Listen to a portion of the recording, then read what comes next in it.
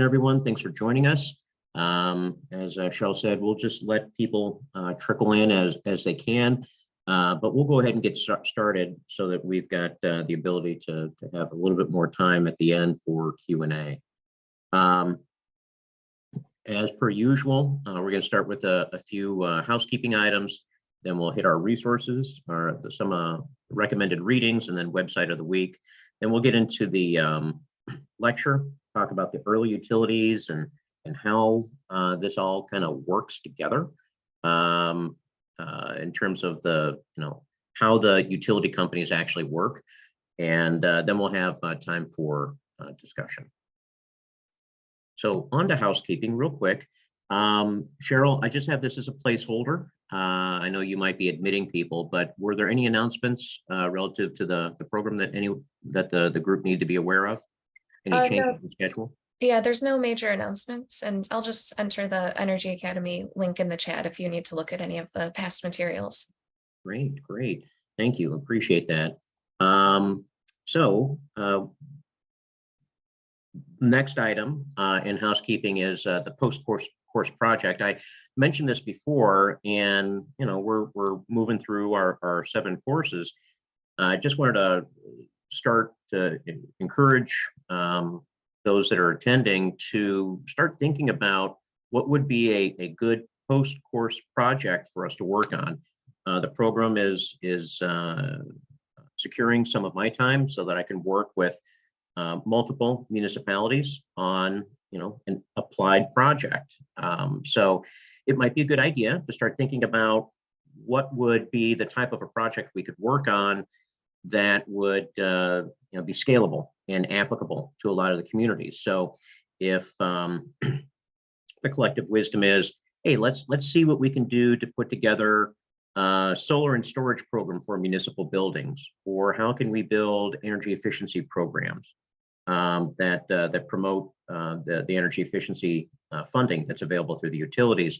Or let's talk about how we can bring renewable energy purchasing into the mix for municipal operations. Any of those are fine, and I'll have some time to work on those with you. But just kind of coming up with a topic, or maybe more than one if they're relatively easy to cover. Let's start thinking about that, because once we're finished with the course, we can step right into doing something very applied. And we'd like to make it something that's valuable for a number of the municipalities. And then lastly, as always, if there are any comments, ideas, recommendations for this program, topics especially, we still have another 4 classes after this. And I'm sorry, courses. We'll have a total of 2 classes per course. But if there's some special items that you really want us to dig into, let us know, and we'll make room in the course materials for those topics. So this week's resources got some good local things of local interest for you to consider. I've received some comments from people in the class saying, hey, we're really joining the class, and we're paying attention to all this because there's just so much going on in Illinois with regard to renewable resources. And that's great. I think one of the challenges people face is that there may be too much information. There's so many press releases and news stories and briefing papers and all kinds of things floating around out there that I thought it might be helpful for the municipalities to have access to the actual renewable energy plan that the Illinois Power Agency is pursuing. So the Illinois Power Agency is responsible for managing the renewable portfolio standard for Commonwealth Edison and Ameren and Mid-American Energy. And they put out a report or a plan called the Long-Term Renewable Resources Procurement Plan, known affectionately as the LTRRPP. You have a link to it here in the underlined section that'll ought to take you right to the IPA's website. And this gives you soup to nuts everything about the renewable portfolio standard in Illinois. What are the goals? What are the sources? What are the volumes that have been secured? What is planned to be secured? What are the plans for utility scale wind and solar, community solar, behind the meter solar? So a lot of information there that probably gets you just about everything you need to know about the renewables sector in Illinois, at least for consumers in the ComEd service territory. So going back to the original source is helpful, and this is it. The next item on the list is the ComEd distribution rate case. This is something that's relevant for communities that are served by ComEd, not so much for those served by municipal utilities or cooperatives. ComEd has proposed a plan as required under CEJA that sets rates and planned expenditures for the next 4 years. And you have here the link to the ICC docket. And this is how you get access to find out what is ComEd proposing, what's it supposed to cost. In addition, this gives you the entree to see what other parties have to say about ComEd's plan. That could be, Cheryl and I were talking about this before we started, could be you're interested in what Citizens Utility Board wants to say about this, or other groups, trade organizations, Illinois Manufacturers Association, consumer groups like AARP. They typically weigh in on these types of cases. And this is the link that takes you to that ICC docket. And you can see everything that is posted and presented to the Illinois Commerce Commission as it relates to the ComEd rate case. And then lastly, something that is a little bit less granular, but I still think might be of interest to you, is a link to the Green Power Partnership from the US EPA. Green Power Partnership, some of your communities are already participating in this, but this is a recognition program that lays out the goals and the success in meeting those goals of municipalities as well as private sector entities in meeting sustainability goals through the delivery of renewable energy credits. So if you're a community and you're seeking recognition for your renewable energy purchases, this might be a program that you could list your community on and receive recognition. So just kind of a news you could use type item there for the third resource for today. Moving on to the website of the week. This is something that might be helpful to those communities that have or are developing their own sustainability goals. This is the State and Local Planning for Energy, or SLOPE, data set from the National Renewable Energy Laboratory. What SLOPE does is it replaces the prior data set called SLED, and I don't remember what SLED stood for, but the same stuff.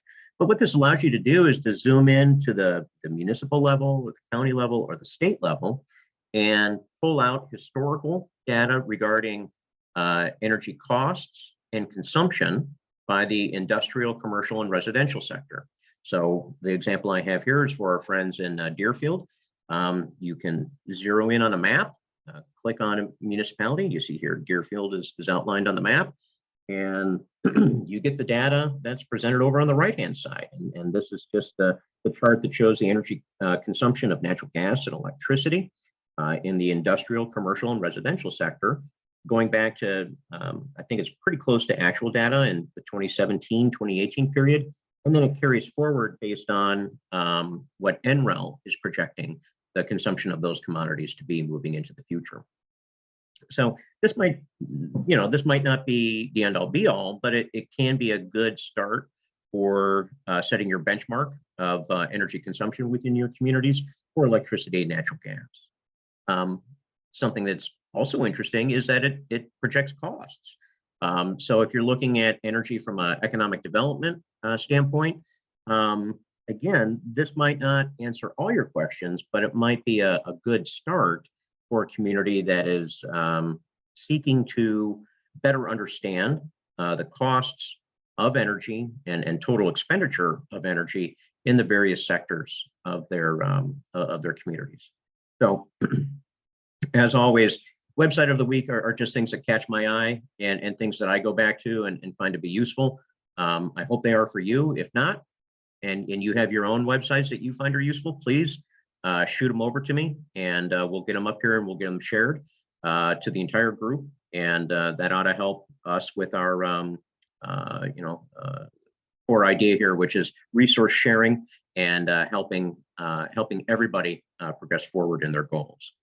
So I'm just going to pause here. Cheryl, did Mayor Burns join us? And if so, did he want to share any comments? Hey, Mark, I did. I joined late. I apologize, but I have no comments to add other than the wonderful ones you have already provided. So thank you again. You're my favorite professor. Stop it. I'm getting misty. There is a lot of information. To your point, it seems like every day there's something either competing with or contradicting, or it's tough to kind of wade through all that. So we appreciate your providing the clarity. Yeah, well, it's a lot of reading. You know, maybe those other briefings are better, but I found anywhere from reading legislation to you know, tax stuff, going back to the original language is very helpful. So you can take whatever information you want. This is just another one to put on your stack. So, and I will say this, Mark, and I mean this respectfully, of course, when these conversations involve engaging our state elected officials, sometimes we are perhaps more knowledgeable than they are, and we have to pause and provide them the information that we understand. So it's interesting. That's very true. They have a lot, just like our local electeds, they have a lot of diverse and varied issues to track, and energy is at the top of the list for some, but not for all. So that's right. Yeah. Well said. Great. Well, very good. Well, with that, I'll just go ahead into the lecture. Unless Cheryl, I'm not monitoring the chat. Were there any questions that we needed to touch on before I got into the lecture materials? No questions at this time. All right. So some of you might be getting a little impatient, like, Mark, get us to the good stuff. Tell us how we're going to do more renewables. Tell us how we're going to do this. Tell us how we're going to do that. We'll get there, not to worry. But before we get there, you need in my estimation, you need a little bit of context, right? So we talked about the energy sector, and we talked about, you know, how the electrons move. Now let's talk about the business model of how the business works. And after this class, I think we can start moving into the more interesting stuff of, well, what can we do as a municipality to lead into an energy transition? Or looking at the other side of the coin, what do we need to prepare for as a municipality with the energy transition? Okay, so today is just talking about the business in the energy sector, especially from a utility point of view. And so to do that, we're going to take us way back. Okay, so I know a lot of people start with Thomas Edison on electric utilities, and that's fine. I think Thomas Edison definitely has a role to play, and we'll be touching on Mr. Edison in the next slides. But I'd like to start even before Edison, because Edison was solving a problem, and Edison's success was due to his solution to that problem being preferable to the prior solution. So I like to start talking about the modern energy, electricity business with John Rockefeller. So Mr. Rockefeller, I think we've all heard the name. We know he's an immensely wealthy individual, founder of Standard Oil. And for many years, I thought that John Rockefeller was, you know, got to start out because he was converting petroleum into gasoline. It wasn't the case. Rockefeller started his business by creating kerosene from petroleum. Gasoline was actually a byproduct that was simply dumped at the time in the late 1880s. So what Rockefeller was doing was solving for the problem that consumers had, which was they needed light in the evenings and during dark periods. Before Rockefeller, light was available through open flames, so candles and fires. Dangerous, not very strong, not portable. And what Rockefeller was able to do was to bring kerosene into the mix. The use of lanterns, you see a picture here of lanterns, became part of the norm. And this was a better, faster, cheaper way of providing light. And it was revolutionary. And through the growth of his business and expansion, Rockefeller eventually became a monopolist in the sector. And you see the political cartoon up at the top showing all the tentacles of the Rockefeller and the Standard Oil organization, grasping state legislatures and the White House and the poor consumers off to the side. So Rockefeller solved a problem. It was scalable. And as I said, it was better, faster, cheaper, and was able to build a good success. And then there was the subsequent success that came from the internal combustion engine and vehicles. But light was the main thing. And my takeaway from this is always to remember in talking about energy that very few people are actually buying energy. Most people are buying lighting, heating, cooling, charging their phones, internet access, street lights, right? They're buying the byproduct. They're buying what energy provides us, right? And that's why sometimes the issues in this business get a little murky, because we're not buying electricity the same way we buy grape nut cereal, right? We buy the cereal, we eat the cereal, and that's it. Electricity, we have to buy the electricity so that we have the productivity and the comfort items that we need to keep our society going. So they're very closely tied, but very few people are actually buying electricity for electricity's sake. So moving on from kind of the early days, let's talk about what I think most of us are more familiar with, which was Edison. So Edison, just like Rockefeller, came up with a better, faster, cheaper way to provide light. And this was revolutionary. He was able to, through a series of experiments, identify how to create a light bulb, and that a light bulb was powered by electricity. So that really was something revolutionary. Instead of having this flammable liquid moving about, if you had a wire that carried electricity into your house, you could connect that wire through a socket to a light bulb and have light in your house and not be burning gas jets or kerosene lamps. And it was safer, it was better, it was cheaper, right? But the thing was, who was going to deliver that electricity to you? So it's interesting when you look at the early business I'm sorry, I'll go back. It's interesting that the early business in the electricity sector was selling light services or light bulbs in the case of Mr. Edison. They were more interested and they built their business on the sale of the service of the light bulbs, and electricity was incidental. But the light bulb was so superior in providing light that it attracted the attention of other technologists, Tesla and Westinghouse. You see their pictures here. And with the advent and the interest brought in from these other very innovative engineers, little tiny local power plants were converted into huge regional power plants. And there was economies of scale to meet the demand for lighting and then other applications for electricity. So this happened very quickly, very quickly. And it also attracted the interest of the financial institutions. JP Morgan and others were early investors in Thomas Edison's companies.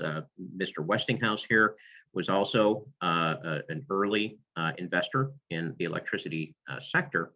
And it was with Tesla and Westinghouse that the electricity system really adopted the AC or alternating current method of transmitting electricity, as opposed to the Thomas Edison approach of DC or direct current. And with AC, electricity could be transmitted over longer distances without the losses that were found in the DC lines. And that's why Westinghouse was able to fund and build the power plants at Niagara Falls and move that electricity throughout the entire state of New York. Whereas Edison's DC plants had to be within 1 or 2 miles of the electricity user. So different scale, right? You can build a giant power plant out in the middle of nowhere, move that electricity. So now you get economies of scale. If you can transmit it, it's just like having that power plant in your neighborhood. So the first electric services, and I'm not going to read these to you. This is more of just a context. So context I take away from this is in a couple of places. One is take a look at the dates, right?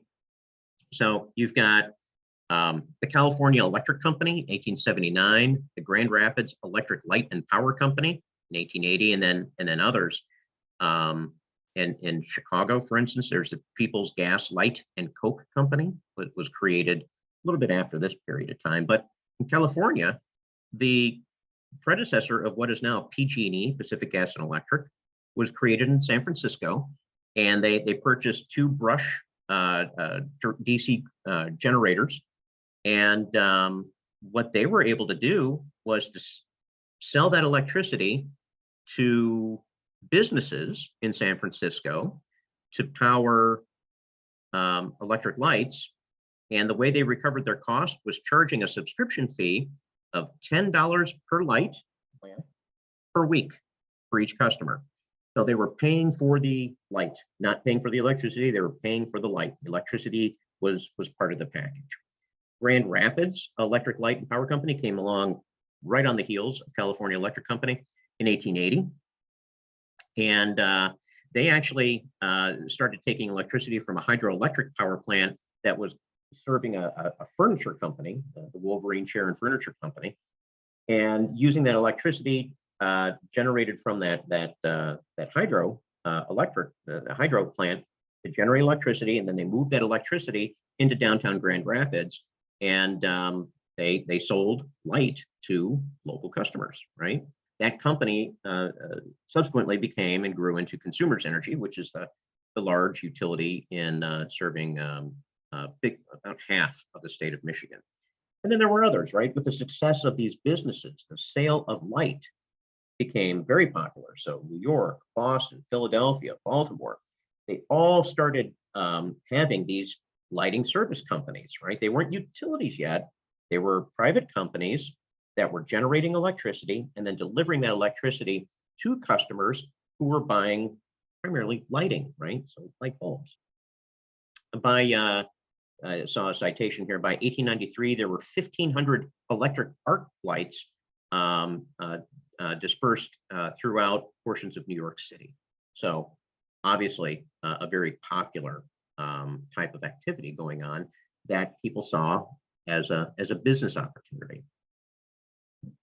So you get scale with generation, and you get growth with demand, right? Once that electricity was available, people wanted it and they wanted more of it. So this just shows the scaling or the growth in electricity consumption over time, noted in megawatts over on the left-hand scale, the vertical axis, and starting back in 1880. So you'll see here in the next slide, we'll talk about Edison's first power plant in 1882, and really tiny places. And then Westinghouse jumping in, and merely 14 years later, he was driving up the scale of electric generation dramatically. That's a pretty steep curve there. And then moving on into the more modern era, PUCA, the Public Utility Holding Company Act of 1935, which started to regulate interstate sale of electricity, and the oil embargo of 73 and the Clean Air Act. And over time, electricity consumption has grown. It just hasn't grown at the scale as in the early days. And it's those early days which posed opportunities and problems that formed the utilities that we have today. So let's talk a little bit about that. So let's look at Edison's company. He wasn't the first, but is probably the most famous example. Thomas Edison created a little district on the lower east side of Manhattan in early 1880s. And he created what's called the Pearl Street Station, which is a little direct current power plant located in Manhattan. And they strung wires and buried cable to deliver that electricity to 400 customers on the Lower East Side. So that was their business. They carved out a geography that they could serve with the power plant, and then they found customers in all the residences and built and commercial enterprises within that very defined zone. And they sold subscriptions, and that was their business, right? The business model for Edison was, you, the customer, buy your light bulbs from me. I will get you the electricity to turn those light bulbs on. And we'll continue that service as long as you continue to buy your light bulbs from me. So again, all light. Well, this was a very expensive proposition. Building anything in Manhattan was expensive even back in the 1880s. So this is a kind of lesson one about utilities, is that the infrastructure is very, very expensive. According to the survey I read, Pearl Street Station, just the one power plant for 400 customers, right, was $300,000 in 1882. That's equivalent of, using an inflation calculator, it came up with $102 million today. So again, that's 400 customers being served, and it took $102 million to build the plant. You see a picture of that here, right? You've got the boilers down on the first 2 floors, and then on the 3rd floor are the dynamos, right? The actual generators that are taking in that steam, turning a turbine, and having that turbine turn to create an electrical current. So very expensive. And this is really the key, one of the key issues to how utilities formed over time, right? So if you need a lot of money, how do you pay for this? Well, that varied depending upon the part of the country you were in and how many customers there were, right? Because if it's going to be expensive, no matter where you're at, where are you going to start? Well, you're probably going to start in those most densely populated areas, like New York, like San Francisco, like, you know, there's even a modest-sized city like Grand Rapids, right? If you're going to take on this cost, you need customers to buy that product from you so that you can recover your cost and make a profit. And this is what led to a kind of 3 different channels for utility ownership in the United States. There's the investor-owned utilities, like Commonwealth Edison, right? There are publicly owned utilities, like the Naperville Municipal Utility. And then there's cooperatives, right? Which are like the Wayne White County Cooperative in downstate Illinois. And you've got these sometimes abutting, sometimes overlapping service territories that came about as these entities grew in time. But a lot of this was driven, each of these had kind of a different starting time and a different set of drivers, but they all had one thing in common, which was, how do we gather up all the capital that's necessary to build the power plants, lay out the transmission lines, build into the local communities the distribution lines necessary to get that electricity into the homes and businesses. And that's where we're going to spend just a little bit of time here for the rest of today to kind of figure this out. So the first ones we kind of alluded to were the investor-owned companies, right? And what they were able to do is go to the private sector and raise a bunch of money. And you have here a document from 1931, a Federal Trade Commission report that was just laying out one holding company's ownership of utilities in the United States, just one, right? And there were dozens of these, but this was the Electric Bond and Share Company. And if you look closely, you see that each of these boxes is pretty much its own electric utility. And those electric utilities tend to be very geographically focused on, you know, Toledo or, you know, a specific metropolitan area. But the electric companies by 1931 were so growth oriented, meaning that they could barely keep up with demand, right? That they were a great investment. So if you were going to create an electric company in the early days and you had it located in the right area, you could raise the capital. But if you weren't in the right area, if you were trying to build something in a more remote area, the ability to gather the capital became a little bit more of a challenge, and the private sector wasn't necessarily willing or able to come forward with that capital. So that led to public sector. And many municipalities throughout the country, I'm just using Illinois as an example, but throughout the country in every state said, hey, look, electricity is going to be really essential to our economic growth and the safety and well-being of our citizens.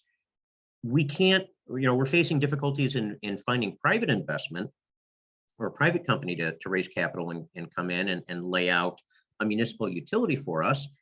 We're too far away at the time to tie into an investor-owned electric company. So if we're going to do this, we're going to have to do it ourselves. So they issue public funds, usually through bonds, to establish power plants and distribution systems within their municipality.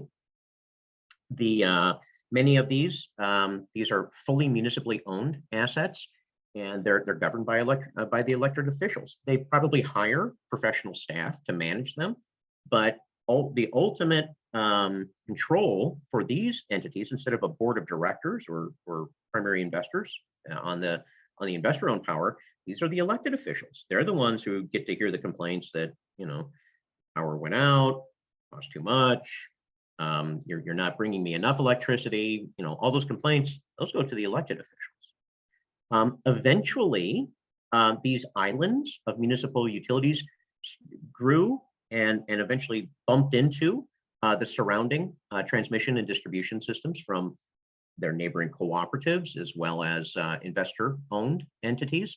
So now they're integrated, but they're still entities. They're still responsible for their own distribution systems.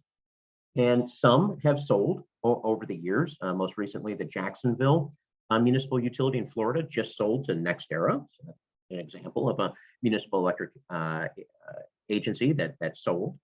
And each of these islands actually work cooperatively. In Illinois, there's the Illinois Municipal Electric Agency that all of these municipalities on the map are members of, and IMEA, Municipal Electric Agency, manages a resource sharing, group purchase of power, scheduling of transmission utilization, and the like.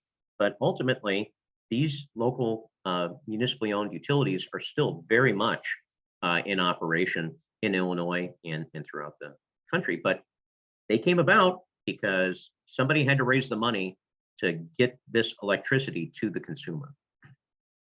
Similar story in rural parts of the country. So moving out even more distant from those municipalities that established their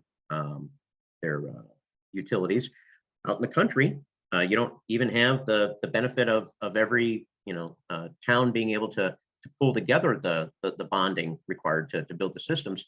So during the New Deal era in the 1930s, legislation was passed that allowed for the creation of nonprofit entities that are member-owned cooperatives. And the cooperatives were given nonprofit status. They could issue debt as long as they were providing service to rural consumers in the United States. And just like the municipalities, they went to it for economic development purposes. They issued their own bonds. They built out their systems. Eventually, they started to bump into and become contiguous with municipal systems and investor-owned power. And they operate today. Much of downstate Illinois, in the rural areas, is served by electric co-ops. They too organize themselves regionally. So it's not uncommon to see 8, 9, 10 of these local cooperatives join together to form a G&T, generation and transmission cooperative, to serve the needs of their members. So just another way of doing it, but this didn't come about until the 1930s. And then lastly, there's the federal power marketing entities. So the federal government has been involved in building primarily dams and other types of power generating assets for decades. So, who sells that electricity and where does that electricity go? Well, there are these federal power marketing administration territories where the electricity generated at those primarily hydroelectric plants are sold at wholesale to investor-owned utilities, as well as municipals and cooperatives in the regions in which the power is generated. So federal, Bonneville Power Authority, the Pacific Northwest, is not delivering energy to individual consumers. It's delivering energy and selling that energy to Portland General Electric, right? Which then resells that electricity at retail to the consumer. So lots of different entities here serving different functions and really coming about because the question was, how are we going to raise the capital? Well, the federal government issued the funds and the bonds and the debt necessary to build these plants. So it's now selling that electricity at wholesale to market intermediaries that then sell that electricity to consumers. So in the early days, you thought, oh, okay, well, this is okay. We've got, all kinds of companies that are competing. That competition is supposed to be good. So, what's the problem? Well, here's the problem. You see here a picture of, I believe this is New York, in the early days of the electric industry, and you can see here that there's a lot of wires. Well, why are there so many wires? Well, there's so many wires because there were multiple electricity providers serving all of New York. And if you canceled your agreement with one supplier to get a new agreement with another supplier, that new supplier would have to string a new wire to your house, right? Or your apartment or your office, which led to a lot of duplication, right? So you got this kind of chaos going on. And, in reality, yes, competition can be good at keeping prices down. But if you're competing in this arena, you're putting a lot of money, private capital, poured into duplicative or redundant systems, right? What's the value of having 2, 3, 4, 8 different wires going to each building, each wire from a different company? So that soaks up a lot of capital. So even though investors are interested in electric companies at this time, they're not interested in how capital intensive this is getting to show growth. So that competition, in a sense, was eroding the ability to raise capital in the sector. And that led a gentleman named Sam Insull, the originator of Commonwealth Edison. He was an assistant to Thomas Edison, to come up with the concept of a natural monopoly. So what he noticed was that competing utilities are wasteful and they bring higher costs to consumers, right? All those duplicative wires, all those duplicative power plants. And he said that economies of scale are necessary to bring benefit to companies and consumers, meaning we need economies of scale, efficiency, to be able to expand our service offering so that more people are consuming more electricity. So he had a concept and he said, look, instead of this raw competition, let's establish monopolies in states. And let's have those monopolies under the control of a regulator, right? And those regulators are going to set rates for everybody, right? And those regulators are going to take the place of the competitive market. So by 1913, 27 states had these types of commissions, including Illinois, and Insull got a monopoly in Illinois. So the idea of the modern utility came about because of efficiency of capital, right? Things were getting inefficient. Establishing a monopoly, a natural monopoly, made sense. So those monopolies need to be regulated so that they don't abuse the consumer. So that regulation came in at the state level. So this operates under what's called the regulatory compact.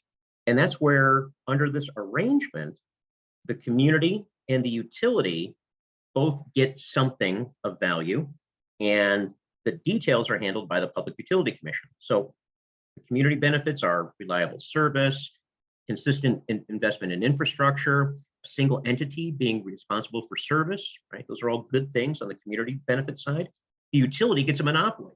So there's not going to be another company coming in and undercutting the local monopoly. So they've got security. They get steady profits, right? They get lower borrowing costs because they're the monopoly. There's no one that's going to take the business away from them. And they get eminent domain, meaning that they have enhanced rights to put in poles and wires and substations. All of these arrangements then are handled through the Public Utility Commission under this regulatory compact, which is an agreement. I'm going to trade this for that for an exchange for value. In Illinois, we have the Illinois Commerce Commission, which is set up by commissioners at the top. Then under an executive director, there are various bureaus and administrative law judges, and then there's various functionaries below that. The way utility regulation works, it's kind of like legal proceedings. If a utility wants to recover costs through a rate, that rate must be approved through the Commerce Commission. The Commerce Commission will assign an administrative law judge to hear the evidence in the case to determine whether or not the utility really deserves a rate increase. That administrative law judge will present the case to the commissioners. The commissioners will then vote on whether or not to accept that rate change from the utility. So if you look on the link I gave you a little bit earlier today, you'll see that these rate cases are called docketed proceedings, just like a legal docket, and they follow the same rules of evidence, testimony, and everything else. And just like any other court, rulings from the Illinois Commerce Commission can be appealed to the appellate court, and sometimes that happens.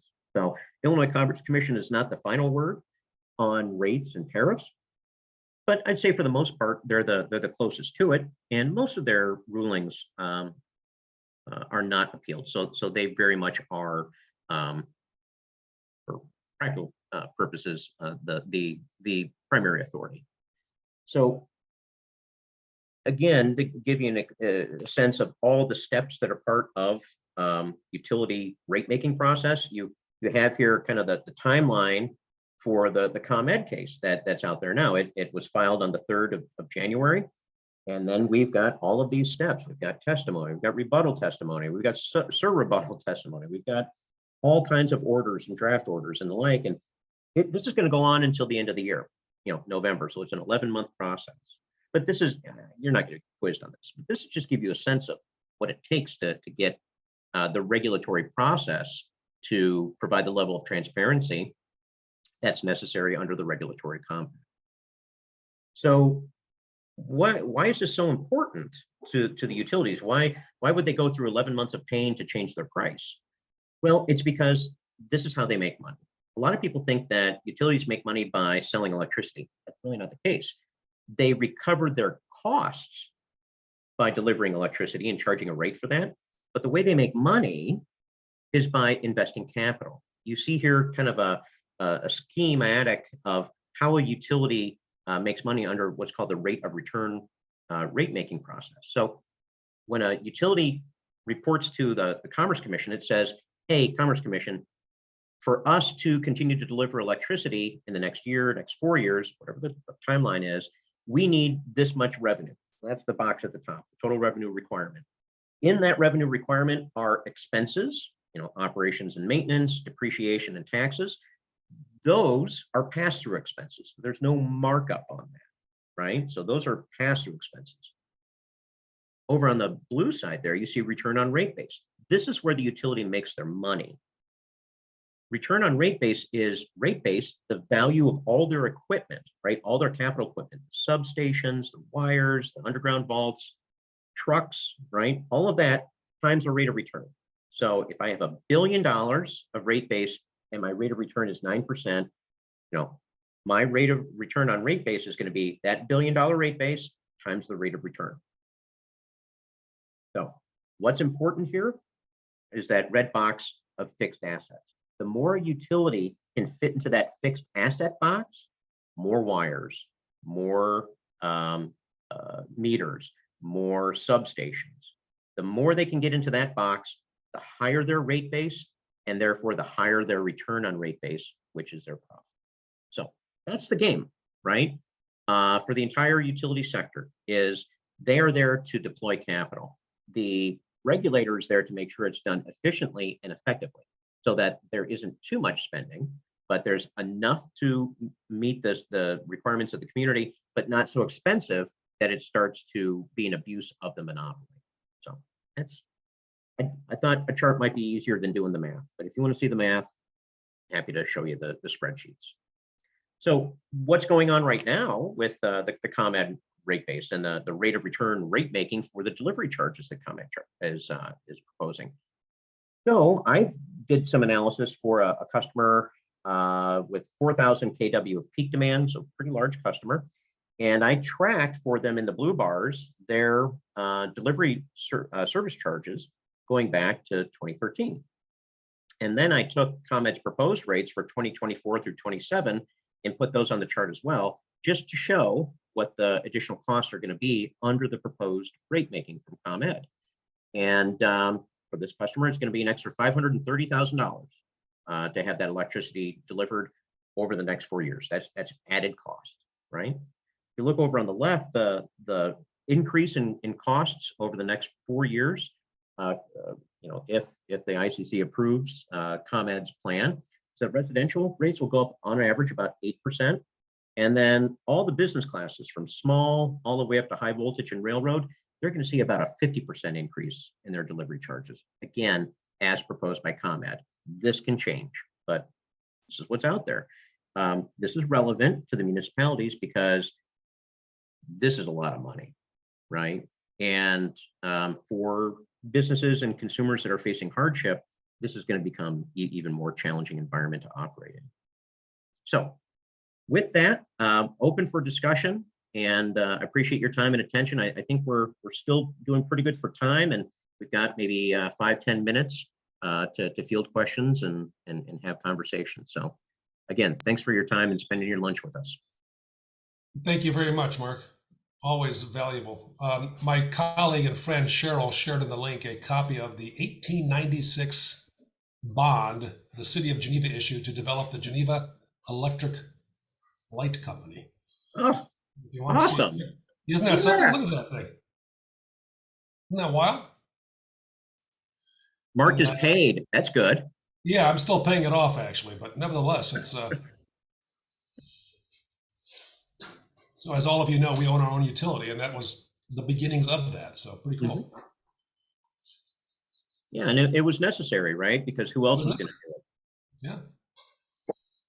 Yeah, so very cool. I guess one of the first questions in the chat was, is the electricity industry structure similar to the broadband industry structure now? In the early days, yes. I would say the broadband industry is there. I don't know that nationally they are considered utilities. I think that they're still operating on that private company basis, but in many parts of the country, like Illinois, they are being regulated, and they are responsive and under the supervision of the Public Utility Commission. I would note part of the ComEd proposal is, as I read it, and I could be wrong, but part of their proposal is to allow the utility to get into the broadband business. Okay, thanks. And it looks like the next question is, there's been a lot of discussion about Chicago's franchise agreement with ComEd and whether the city should create a municipal utility instead. What are your thoughts on this, and what would doing that take from a government and community perspective? Okay, so every municipality served by Commonwealth Edison, well, and also Nicor Gas and Peoples Gas, North Shore Gas, have what's called a franchise agreement. And that franchise agreement is something like a license, and it says you, Company A, ComEd, have the right to operate your distribution system within our municipal boundaries to serve our local businesses and residents. We will give you that franchise, right? That's your license to operate.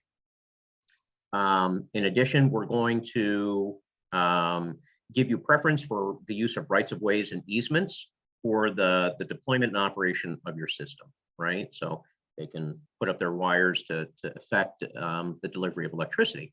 In return, there's going to be some compensation. For a lot of municipalities, they receive quote unquote free service from ComEd for Village Hall or public use buildings. Just a word to the wise, that's not ComEd money. ComEd's actually collecting that money through a special rider from all your residents. So don't think that ComEd is compensating you with their own money. They're compensating you with your residents' money. So good trick, right? Anyway, it's common, it has been common for these franchise agreements to be 50 years in duration, 30 years in duration. And what happened in Chicago was, after they had some blackouts and a number of deaths due to the lack of reliability of the ComEd system during a summer period, I think right around 1999, 2000, the new franchise was negotiated, and it had an end date of 2020. So technically, ComEd is and the city of Chicago are outside of their franchise agreement. That franchise agreement has an auto renew, so they can still operate, but it's not a long-term agreement, which I think most people would expect. So this is an opportunity for the city to avail themselves of the right that municipalities have to condemn public utilities within their borders. So technically, the city could condemn the ComEd system, force ComEd to come up with a price, to force the sale of all their equipment within the city of Chicago. The city could purchase that asset, and a little bit of engineering work would need to be done to make sure it was only assets serving city accounts. But city could do that. The city could then manage the electric utility on its own, or hire that out to another provider. They could structure this under a public-private partnership. So maybe the city doesn't have to pay all the capital necessary to take over that ComEd system. This is not going to be a friendly process. It would be very expensive, and frankly, it presents a huge threat to ComEd. If this happened in Chicago, other Exelon utilities in Philadelphia, DC, Baltimore, and the like would be threatened with similar treatment, and they can't handle that. So there will be a fight. But on the plus side for the city, if the city wanted to do this, a couple things happen. One, the city would then be responsible for sourcing the electricity to all of its residents, right? So if the city wanted to do 100% renewable, there's nothing holding them back outside of credit, availability, cost, and those things. It'd be a market-driven decision. They could structure their own rates if they wanted to help out low income or certain sectors of the business sector. They could write a special rate. They could allow or not allow electric competition from retail energy suppliers. They could set hiring standards for suppliers that comply and comport with city contracting rules. So they get all the independence that municipal utilities get, but they have to carry all those costs themselves too, right? So, a lot of times I think some people say, oh, this municipalization, that's the solution to all of our problems. Well, you really don't solve very many problems in the energy business. You kind of trade them in for ones you're willing to live with, right? So with this solution, there comes some costs. And I think the city did a cursory look at the cost here, and they made a decision that it's too expensive. Recently, the mayor said, well, let's do a 15-year franchise agreement with ComEd in return for $120 million. I think that was a very low exchange for value for the city, but no one asked me. But yet to be figured out. Evanston, by the way, is another municipality that has a franchise agreement that is in pause, and I think that the upcoming ComEd trial of ComEd executives might move some of the decision making for Chicago as well as Evanston. So we'll see. Okay, thanks. And we've got a couple more questions. The next one is, climate resilience principles generally say that duplication and distributed infrastructure instead of a regional wheel and spoke model is preferred. 8 electric lines to one building does seem excessive, but do we need to move toward more planned distributed generation to support building decarbonization via electrification? And if you need clarification, feel free to ask and we can. Yeah, well, I think at least in Illinois right now, behind the investor-owned utilities, you do have that efficiency, right? You have deregulation of the generation, and you have a monopoly on the distribution system. So you're getting on the distribution system, you're getting one wire coming in, right?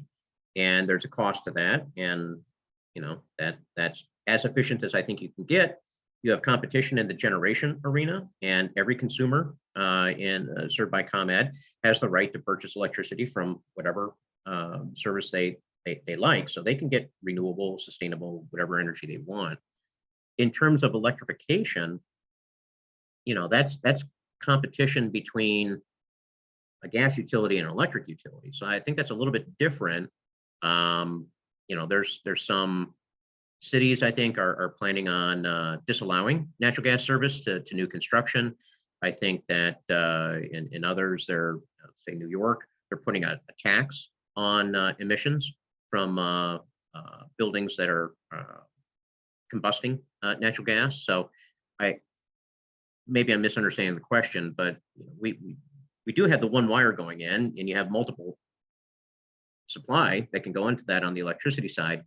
But if you're talking about decarbonization in the building, I think you're talking about electricity versus natural gas, and that might be a little bit different thing. Okay, and then it looks like, yeah, Marcella, if you wanted to clarify, and also if you want to ask your next question as well. Okay, yeah. So, Mark, actually, I was asked if we needed to be looking more at microgrids and like planned microgrids because of all of the conversation around us overloading our, electrical system.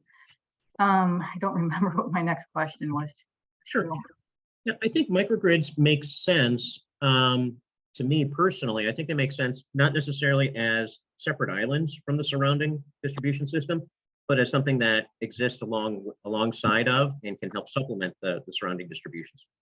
So again, not as a standalone, but to say, look, let's have a microgrid that handles downtown Oak Park, right? A 5 square block, 10 square block area that has the ability to interconnect all of the accounts within that geography to kind of a redundancy network that allows for the sharing of electricity amongst all of those consumers. So rooftop solar can work, maybe some on-site generation can work. I think that can happen. It can be expensive though. Save one for next time, which is talking about the ComEd rate increase. What is the role of local government in this? But I think we're at time, so. Well, I put together a spreadsheet, and I'll make it look pretty. But if anyone's interested in that, the spreadsheet will allow you to plug in the size of your accounts and the annual consumption, and it'll spit out what the rate increase means for you. So if that's of any help, just let me know, and we'll pop it out to you. Okay, and it looks like we have another question. Do some state public utility commissions do a better job than others? I'm sure every state's public utility commission believes that they do the best job ever. I have to work with these people. I'm not going to answer that question. Okay, and then another question, which I've answered in the chat, but about whether the mayor's caucus will ever support legislation to give cities the option of cash payment instead of free electricity for municipal buildings. In order for the caucus to support the legislation, we need the support of all the councils of government to ensure there's consensus among all the caucus members. So I can just bring this back to our executive director just to let him know, if he wants to kind of toss this idea around. And I believe that's all the questions in the chat, unless anyone had another question. Well, I think Mark has a query on his mind, I believe. Yeah, and I don't want to contradict you, Cheryl. But my interpretation is that legislation is not necessary, that within the ComEd tariff, municipalities can take the rider FCA, right, the franchise cost addition, and there's 2 sections there. One is the free electricity. The other is called the infrastructure maintenance fee.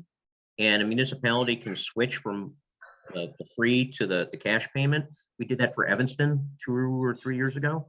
So there's a process in place within the existing tariff. Now, maybe legislation makes it better, but there's some constraints, right? That legislation can make it better, but technically it can work now. It just might not be optimized. Mark, real quick, why would Evanston do that? What was the benefit?